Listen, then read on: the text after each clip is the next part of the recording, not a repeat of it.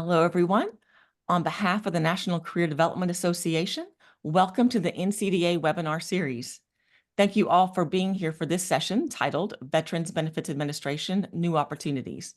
I'm Melissa Venable, NCDA Director of Professional Development, and I want to share a few tips before we get started. During the webinar, please keep your microphone muted. We encourage you to hold your questions until the end of the session, and there will be time for questions there at the end. This webinar is being recorded, and the recording link will be posted on the NCDA website and YouTube channel after the session, and I will also email the recording link to all registered attendees. This program is approved for 1 hour of continuing education credit. For NCDA members, this will be automatically added to your record. Please welcome today's speakers from the Veterans Benefits Administration. I will now turn the floor over to Douglas Miller to introduce the VBA team.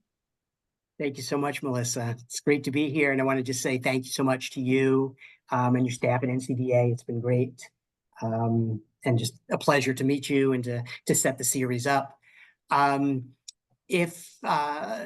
let my colleague, Michelle, introduce herself first, and then I'll introduce myself, and then we'll get going here with the presentation. So, Michelle.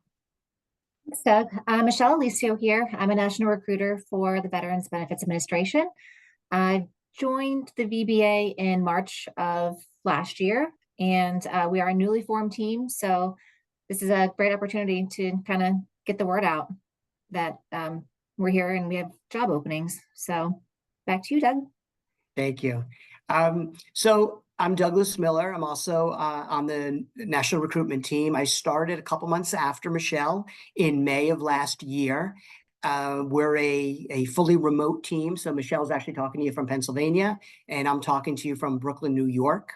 And I come to the VBA with about close to 30 years of recruitment and talent acquisition and training experience. And that's a combination of private sector as well as federal government. And it's all been, all of the organizations, all the federal government agencies, it's all been in the context of very highly mission-driven organizations and agencies ranging from UNICEF to the International Rescue Committee to the Ford Foundation to the Peace Corps to the United States Census Bureau working on the 2020 census. So a number of different stops along the way. So that's just a little bit about who I am, a little bit about Michelle. I don't know Michelle, she is a military spouse. I don't know if she mentioned that. So I just share that. And for those, before I actually go any further, for those service members and veterans and military spouses that may be watching right now, you know, on behalf of Michelle and myself and the entire team, we thank you all for your service. As a service member, as a military spouse, it doesn't matter. We understand and we appreciate your sacrifices and everything that you do for this country and have done. So we thank you. We salute you as well. So having said that, let's roll with the presentation. And as Melissa said, we're going to definitely have ample opportunity at the end for questions. So don't worry, we will be taking any and all questions.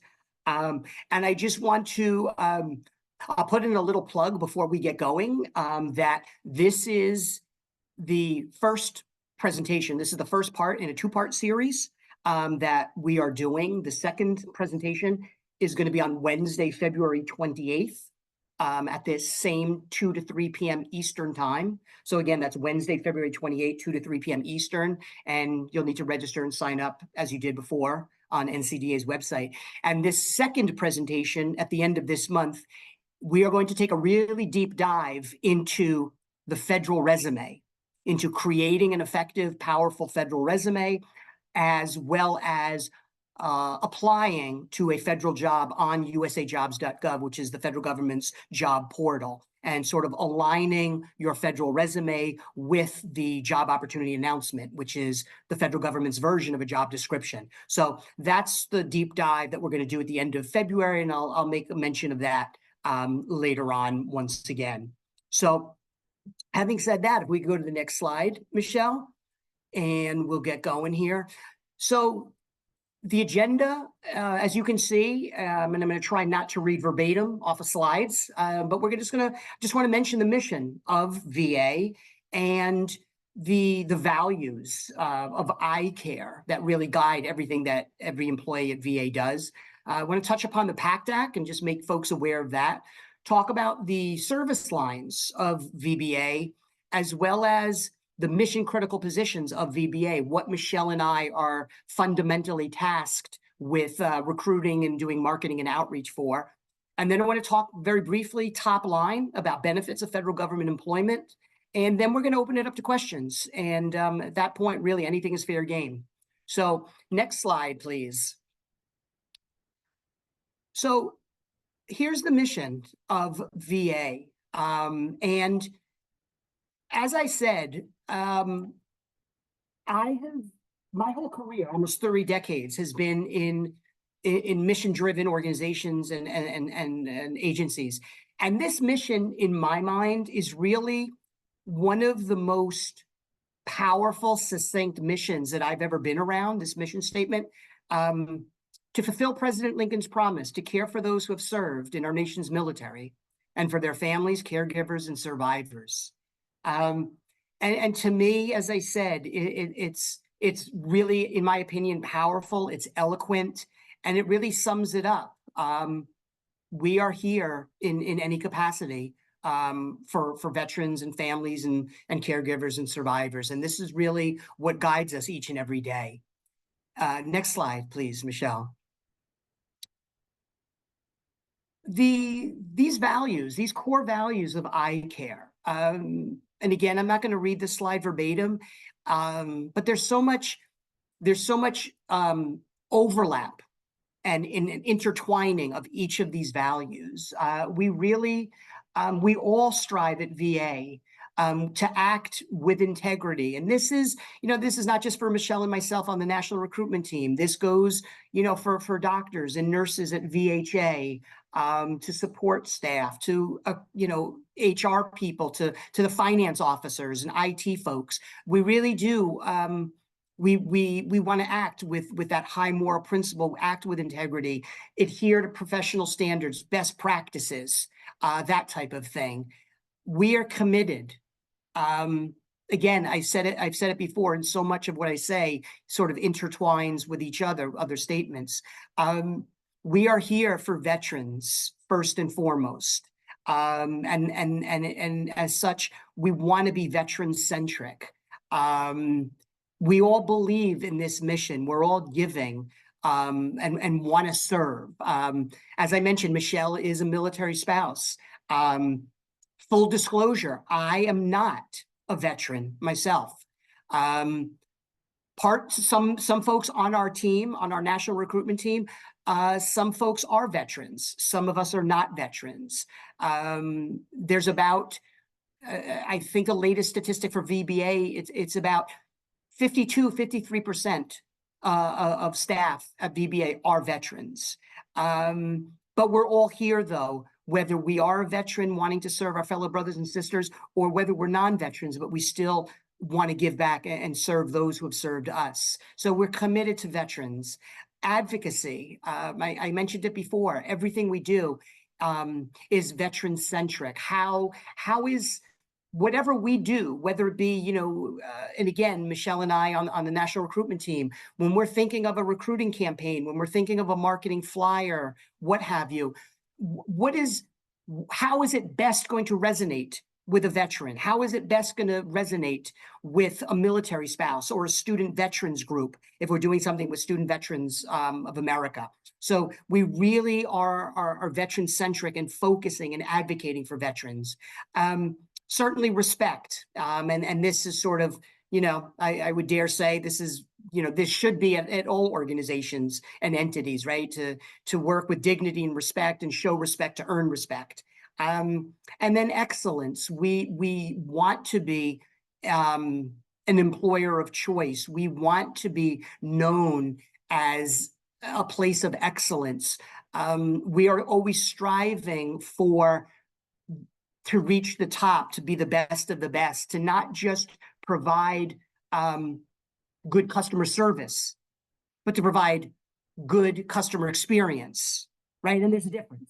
right? There is a distinction between customer service and customer experience. We strive for excellence in that customer experience to take it to that next level. So these values are crucial to everything that folks do at VA. Next slide. A little bit about the Pacted Act, and Michelle alluded to it in passing in her introduction, that we are here on the National Recruitment Team. We're a newly stood up team. We're about a year old.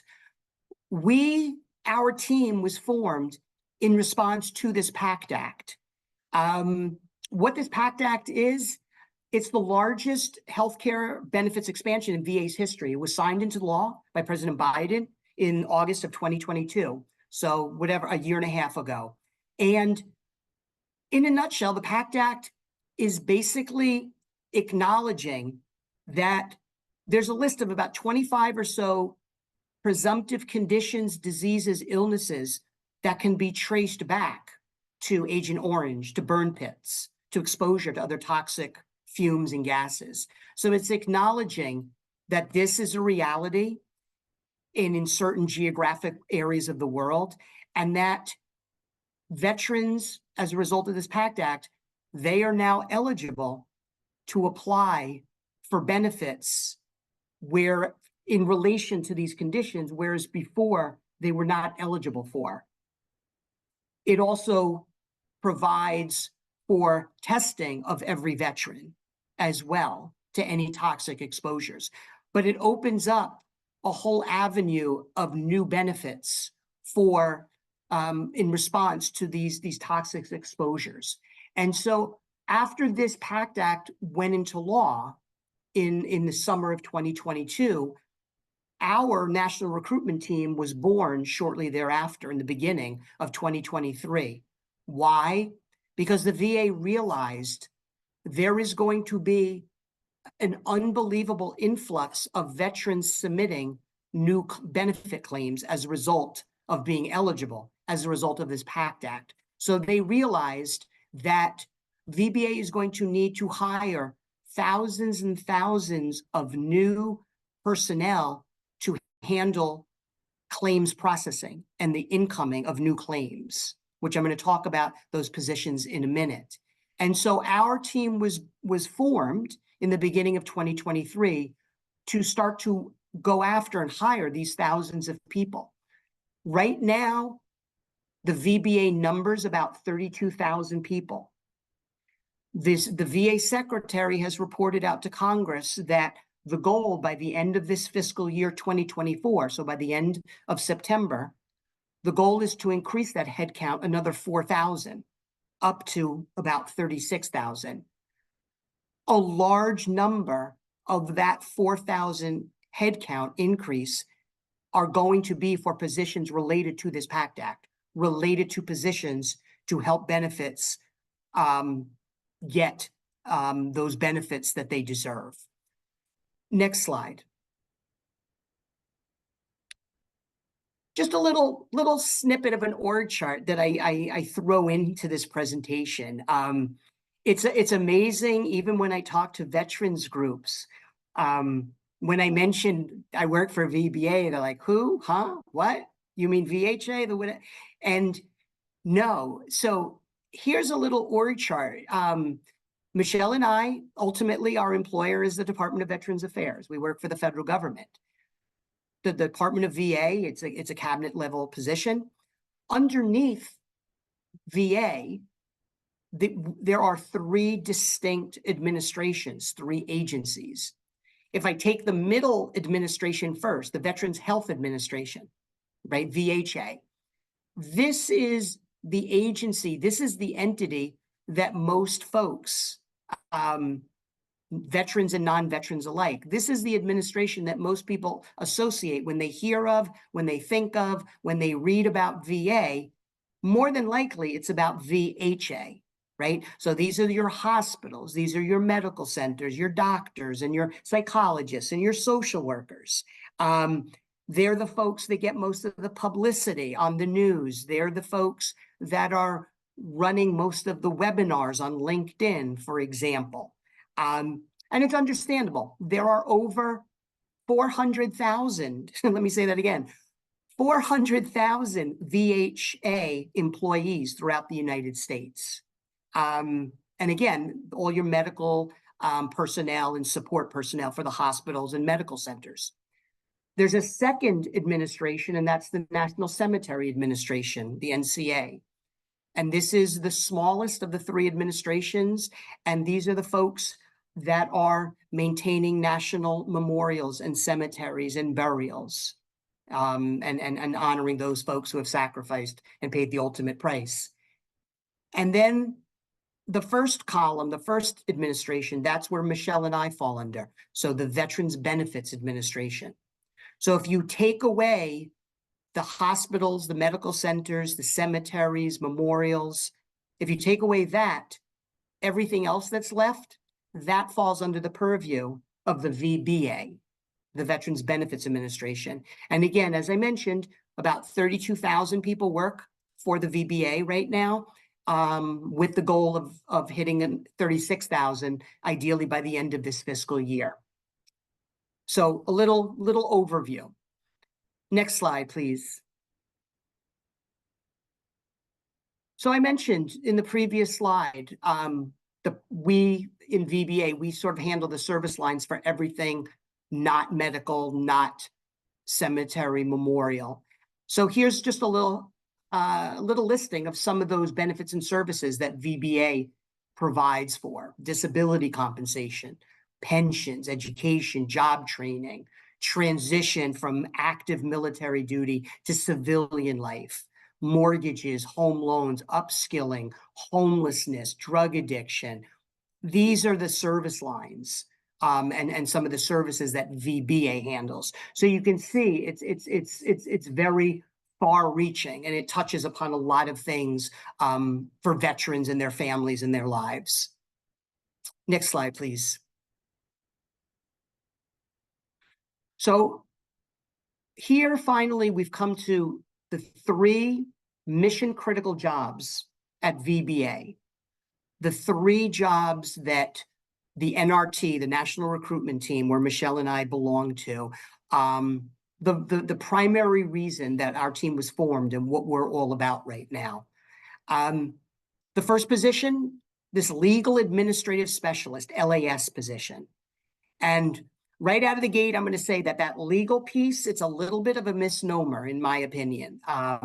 You do not need a law degree. You do not need an LLM or a JD. You do not need to be a paralegal, so it's not legal in the sense of sort of hardcore. You've got to know jurisdiction, jurisprudence and laws and that type of thing.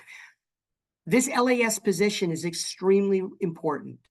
It's a 100% fully remote position, which I'm going to throw in there right now, makes it ideal for a military spouse, because military spouses, they're moving 2 to 3 times, every 2 or 3 years.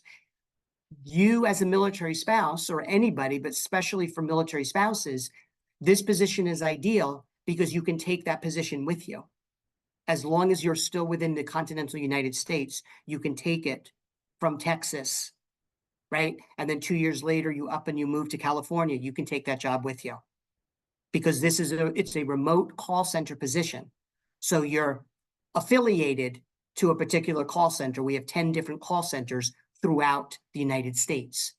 And so this position, it's a great deal of phone interaction, but it's the first interface that a veteran or a family member might have with the VBA, right? So they might be calling, it might be the first notice of death. You might take that call, or it might be a call about how do I start my benefits, or I'm interested in getting some training, or I'm experiencing homelessness, or I'm experiencing XYZ. So the phone calls that this LAS position, what that person can receive, no day is like the same.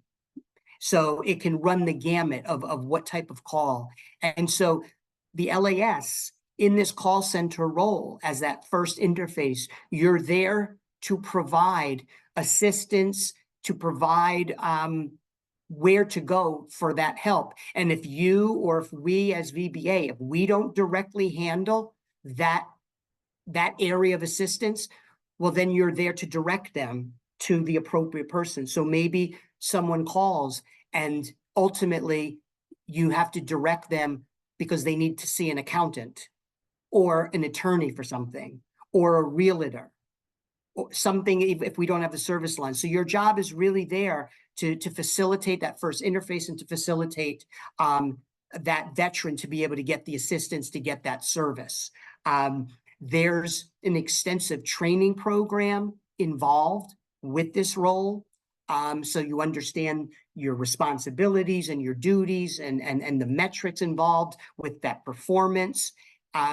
You're given the telephone, you're given the computer equipment. There's IT people that you can always access if you need assistance, because again, you're not in an office, you're in your home. It's a remote position. The entry-level position, as it says, is a GS5, but there's promotion potential to the GS7. And there are often positions where they are announced at a GS5 or a GS7 with promotion potential actually to a GS9.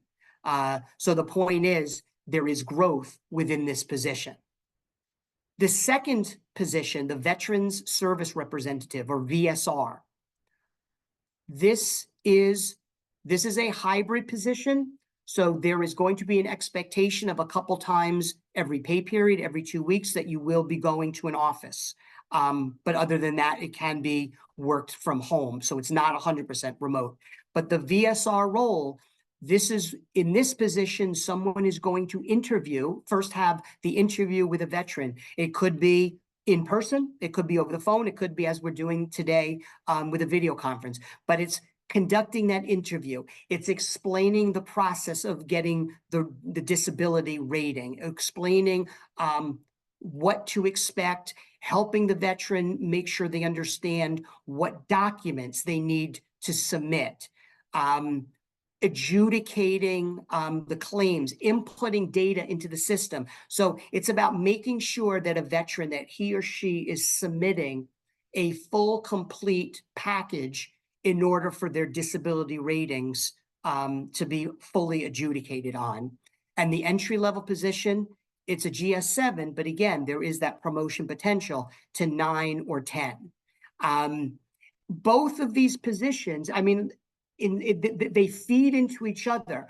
There are a number of people in VBA who have started out as an LAS, and they have subsequently been promoted into this VSR position. And then they have subsequently been promoted to the next position I'm showing you, that I will show you, and then moving on. So there is definite growth potentials for all of these positions. So next slide, Michelle. So here is the third position, that rating Veteran Service Representative, the RVSR. So this is the supervisory level position for that previous VSR that I showed you. This RVSR, he or she, they're going to actually analyze that claim. They're going to apply the rating schedule for disabilities. They're going to use those tools and ultimately determine what is that rating decision for that veteran. Is it 100%? Is it 10%? Is it 30%? Right? But they're going to use those disability rating schedule. They're going to prepare that ratings decision. And then they're going to make sure and do the adjudicating. They're going to then take that whole package, give it back to the VSR. And then the VSR, he or she, is then going to reach out and inform the veteran as to the decision, as well as what is the appeals process, should the veteran wish to do an appeals. And as you see, the entry level, it's a little higher entry level to start. It's at a GS9, but there's that promotion potential to the GS10, 11, and 12. So all three of these positions, they're feeder positions, one into the next, and that is very common. I mean, that is not a rarity. That's more common than not, that people are able to get promoted. And again, It's after 52 weeks, a full year, working at the full performance level when all of the different requirements are met. And again, early on, as an LAS, you're going to have your meeting with your supervisor. You're going to be getting your performance plan. You're going to understand what are all of the performance measures and metrics in place in order to succeed and be able to hit that next level of VSR, and then subsequently continuing on to hit that R VSR level. And so there's no guarantee though of selection automatically guaranteeing a higher grade level, but as long as you're fully successful, meet all those requirements, you will be eligible to be promoted to that next level, next level, next level. Next slide, please, Michelle. So I wanted to just very top line talk about some of the tangible benefits, right, of federal government employment. And these are not, this is not an exhaustive, all-inclusive list. And this is not specific to VBA or VA. This is for federal government overall. Healthcare and insurance coverage. So there's health insurance. And because it is the federal government, the federal government is able to leverage the numbers of people on the plans, so they're able to negotiate fairly, competitive and decent rates. Thus, the premiums, coming out of your biweekly paychecks. In my estimation, considering the way healthcare explodes every year with the cost, it's, I think it's fairly manageable, again, because of the power of the federal government and of how many hundreds and hundreds of thousands of people are on these plans. But there's health insurance, there's life insurance, there's the optional dental and vision insurance, the riders that you can have, and then the flexible spending accounts and the health savings accounts as well. The retirement benefits is something that I think is really important, is really a strong benefit to federal government employment. This is, the days when I first started working with sort of defined contribution plans and those have gone by the wayside.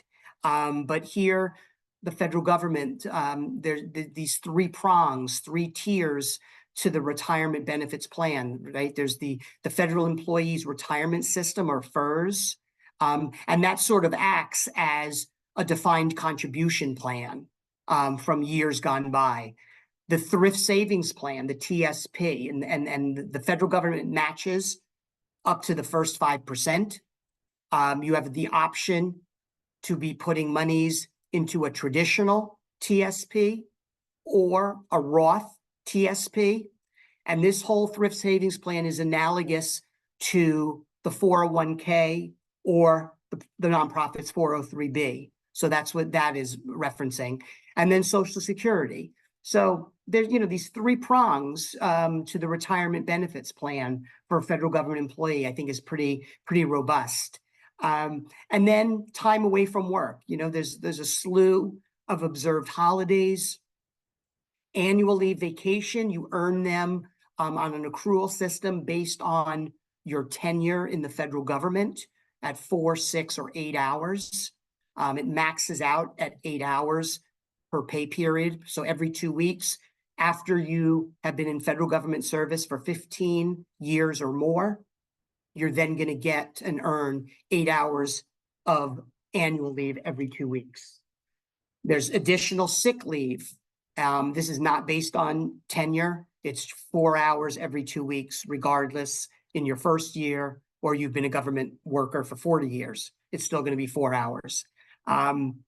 Parental leave, FMLA, leave sharing, donation, court leave, a separate category of disabled veterans leave for those veterans rated 30% or higher.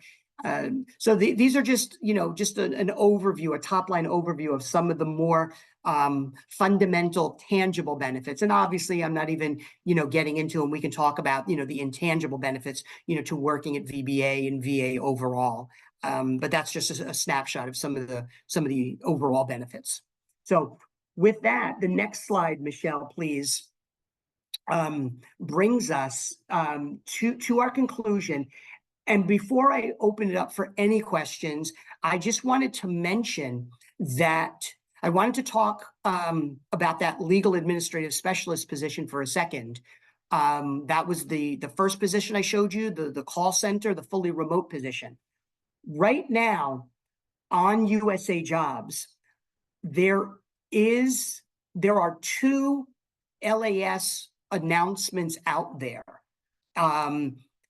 They both close in 2 days on February the 8th. And these announcements, they are open for any military spouse. That's the eligible hiring path. It's a military spouse announcement.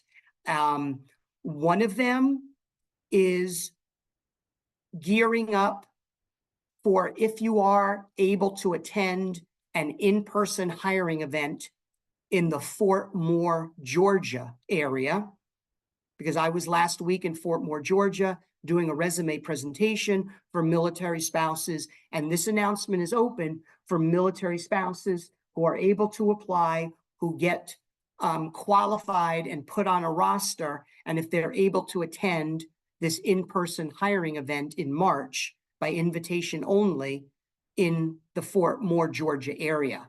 At the same time, we have another announcement, again, for military spouses for this same fully remote LAS position in the Fort Cavazos, Texas area. And it's the same thing.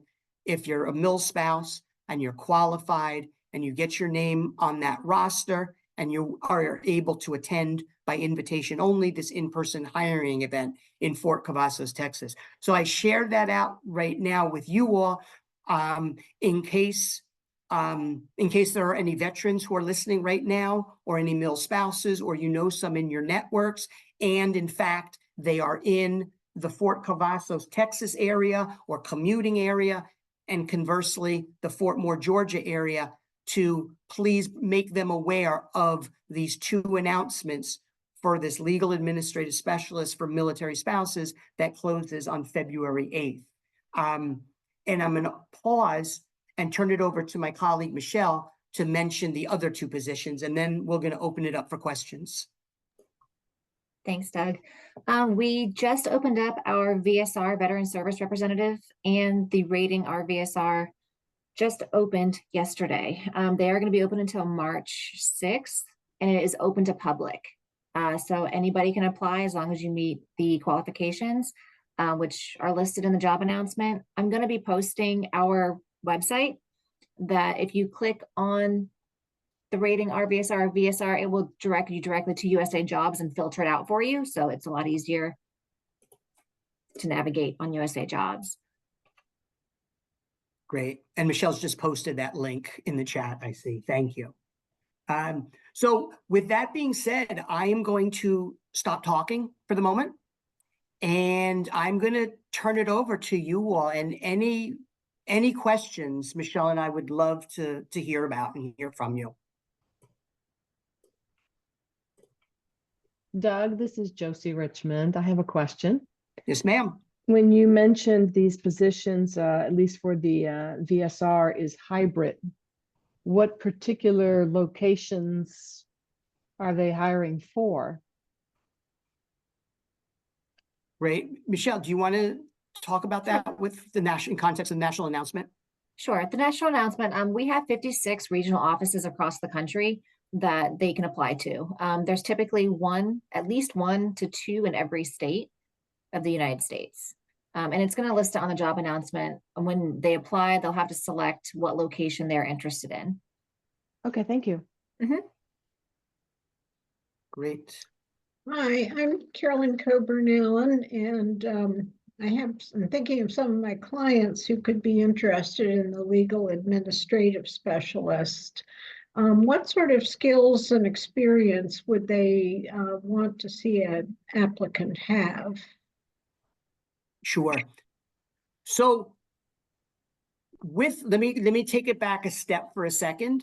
that the way the federal government works with its requirements, when you read through the job opportunity announcement, that job description, you'll see that some positions, they're asking for specialized experience in XYZ, or sometimes they will just substitute education in lieu of that experience is acceptable. That tends to happen more with the junior level positions. So as we get higher in the GS level, they're not going to accept education in lieu of experience. So I just throw that out there as a preface. Having said that, for this LAS, this legal administrative fully remote call center position, they are looking, if you have a bachelor's degree in anything, that qualifies you, that minimally qualifies you, period, in any discipline. If you do not have the bachelor's degree, then depending on what the GS level that they're announcing it at, they might want a little bit of specialized experience. So for example, the GS 5 level is very general experience, 3 years, progressively more advanced experience with at least 1 year at the GS4 level with computers, with customer service, with some oral communication, writing, right? So what I just said there, that's pretty open-ended in general. You know what I mean? I didn't give you anything like way specific. Oh my God, that's, you know what I mean? I didn't give you really anything that crazy, right? As far as experience. That's for that particular LAS position at the GS5. If you are indicating that you also want to be considered for the GS7, right? A little bit higher, then they're actually asking for 1 year of experience doing some type of claims processing or some type of benefits work. You know what I mean? So it's a little bit, you know, it's a GS7, it's not a GS5. So the requirement, it's a little bit harder, it's a little bit more focused, etc. You know what I mean? So it all depends on how that position is being announced, right? And that announcement, that's the, you know, the job opportunity announcement, the job description. Michelle and I, we don't create these postings, announcements. We don't know when they're going, right? So I'm saying this off of experience. Sometimes the announcement will say, we are hiring an LAS at either the 5 or the 7. And then the full performance level is to the 9, but they're not hiring anybody at the 9, right? They're only going to hire you at the 5 or the 7 so that you can grow into the 9, right? Stretch to the 9. Sometimes it might be, we're only hiring at the GS5 with stretch potential to a 7. You know what I mean? So it all depends on how that announcement goes out. So it's really important to look at the job description, the job announcement, and to really take a look at the specialized experience, and to make sure that, you know, whomever is reading, you know, the and or, you know, you don't, sometimes it's very, you know, sometimes people confuse, oh my gosh, I need to have this. No, you're not reading the ors. You know what I mean? It's A or B or C.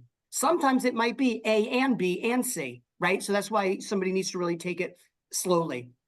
So I know I gave you probably more than you bargained for in that answer, but hopefully I got it. Yes, I think what you said makes perfect sense, and I'm always encouraging clients to really focus on the job descriptions.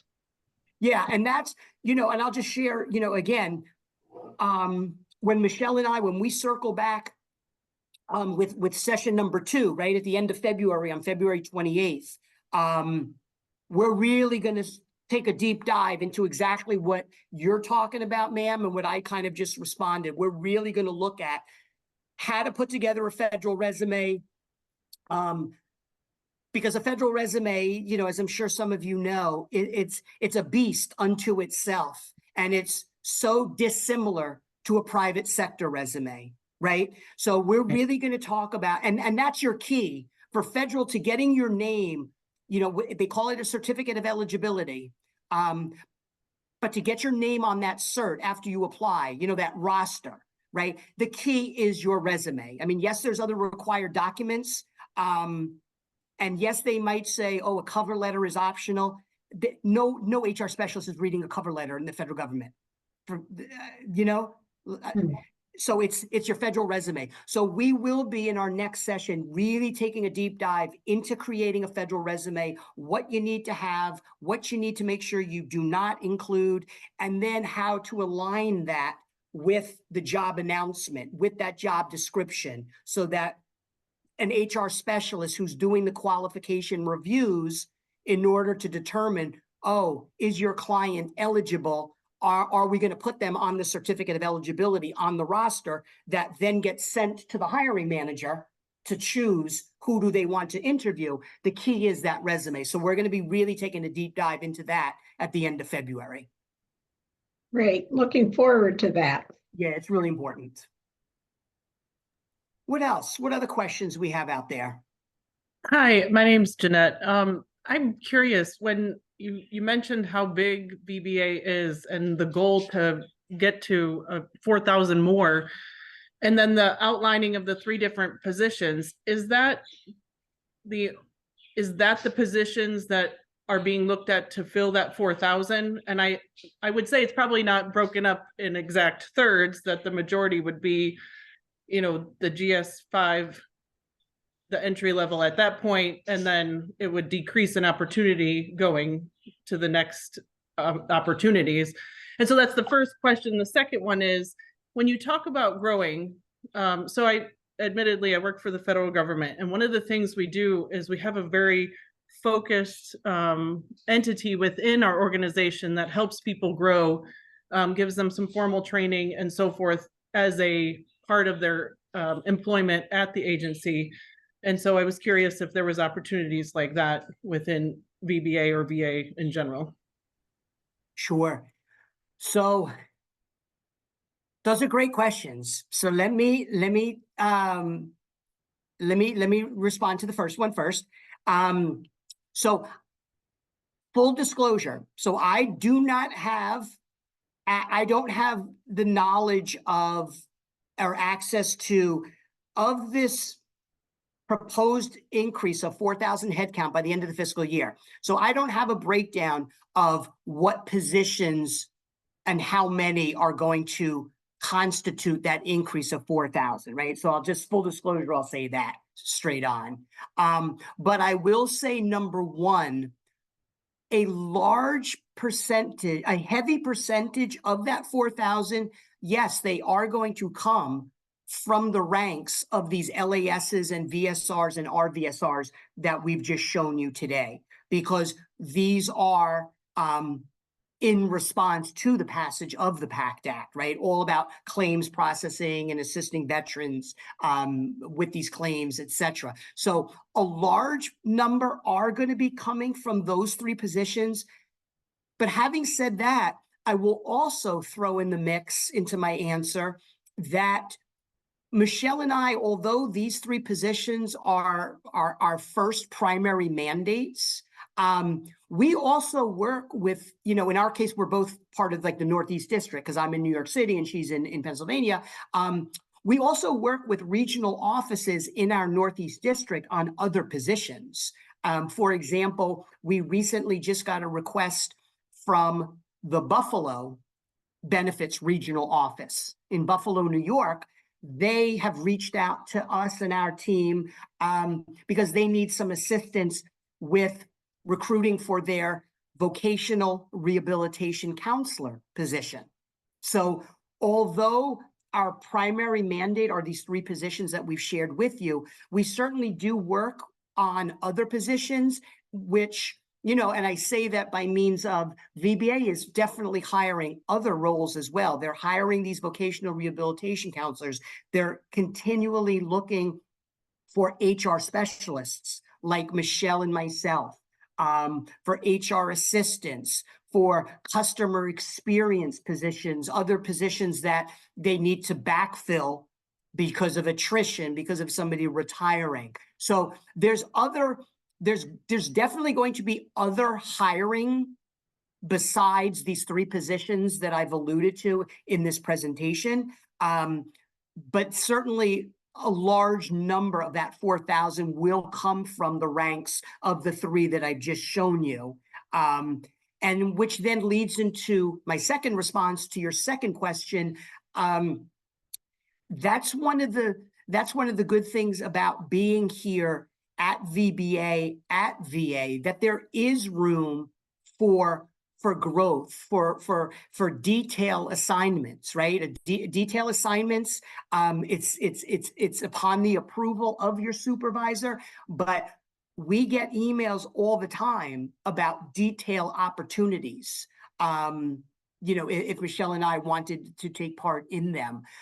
So there are detail opportunities, there are stretch assignments and growth assignments like that. There are opportunities to move laterally, to move vertically in VBA. There are folks who switch over from VBA to VHA, and they stay at VHA, or maybe they boomerang and they come back to VBA. So that's one of the nice things, in my opinion, about being at VBA and VA, that there are these opportunities, that it's large enough, and that there are these opportunities to make these movements, again, laterally or vertically. And, you know, at the end of the day, it's still serving veterans, right? It's still VA. It's still that same one mission. It might be from the perspective of a different agency, right? You know, it might be VHA or NCA or VBA. So it might be through a different perspective, but it's still, at the end of the day, that one unifying mission of VA. I don't know, Michelle, what do you think? Something to add? I also want to kind of mention there are mentorship programs and things like that. I know a lot of the RVSRs were just at a supervisory management training conference in Baltimore 2 weeks ago, I want to say, to prepare them to take that next step and next level of management training. So there are a lot of opportunities of mentorship here. I want to say, even we did a hiring event in Milwaukee last year, and the director there started out as a VSR, and now he's a director of a regional office. I mean, he's probably worked there, I would say like 30 years,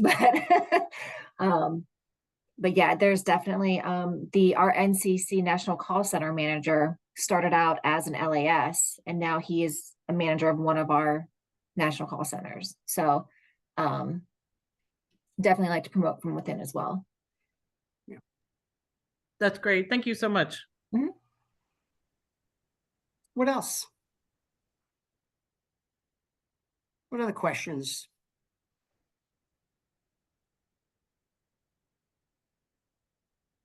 No? Okay. This is Terry Buchanan. Sure. I have a question in regards to the people that you're trying to recruit and the type of training that you're going to be offering them. In the past, I've always heard of people talking about the red tape and the turnaround time from the time they submit a problem to the VA to the time that it's finally processed and they actually get a resolution. And it seems like the people, it's not, I don't know what the turnaround time is now, but I'm just wondering, are people going to be trained on speeding up their process so the veterans don't have to wait as long for any type of problem that they might have in order to get it settled? Yeah, that's an important question. So definitely, you know, I obviously I can't speak to any one particular specific situation.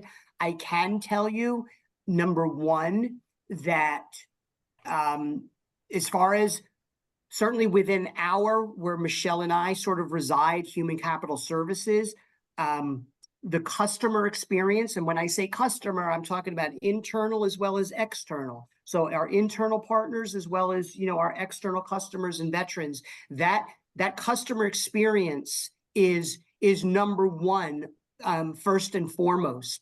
And if I can just, and to your point, ma'am, I'm looking now, at a recent update email that I got last month.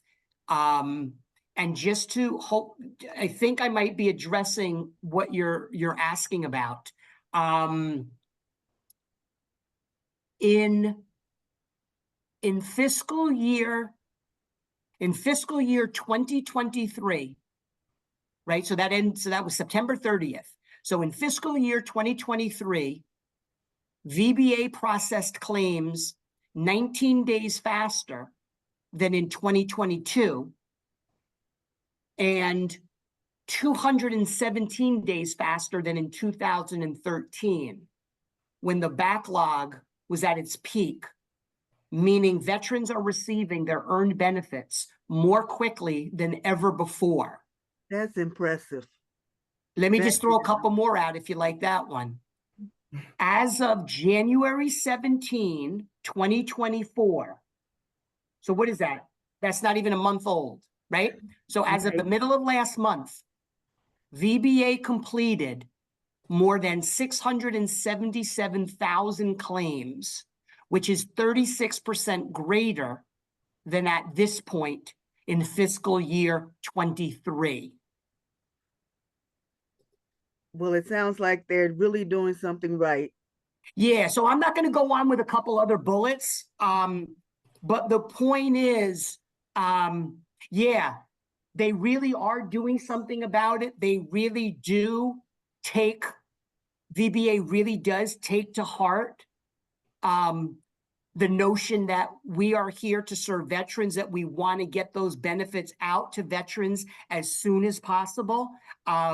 And so we do take all of this extremely seriously, and work on it continually and are never satisfied. And that, that starts at the top with our senior leadership of, okay, that was a great event. Okay, that was whatever, but what can we do even better next time? Like, you know what I mean? That mentality, that philosophy. So, so I share that with you, ma'am, just a couple little tidbits of some data, to show you that we're continuing to always improve and do as best as possible, and move in that correct, right direction.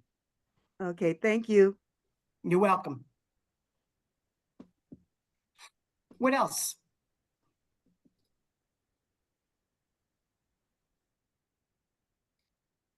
What are the questions?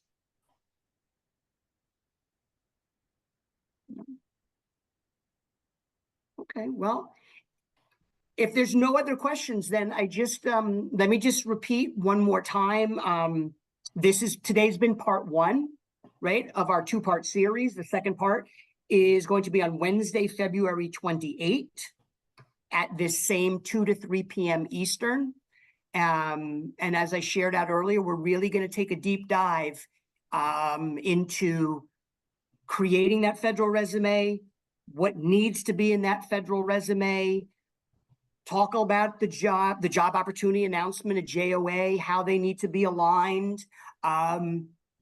We can also, we will also talk about setting up a job alert. We'll also talk about the process, what to expect next, just all of that kind of nuts and bolts kind of thing, because it is, the federal resume, as I said before, it's a beast unto itself, right?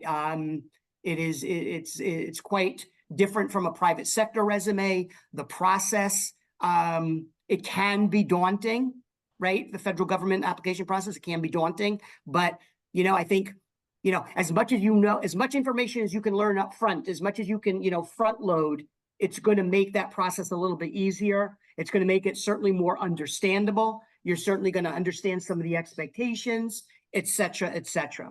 So, again, that's on, Melissa, I know, has already posted that to register on the website.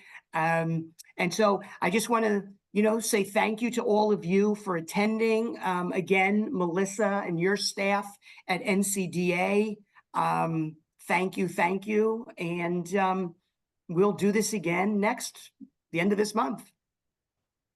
Thanks so much, Douglas and Michelle. We really appreciate this. Thank you all for attending and asking great questions. A reminder that this recording will be available probably later today on our website and YouTube channel, and I will be emailing out the link to the recording as well. Thank you all. I hope to see you again soon. Thanks, everybody. you.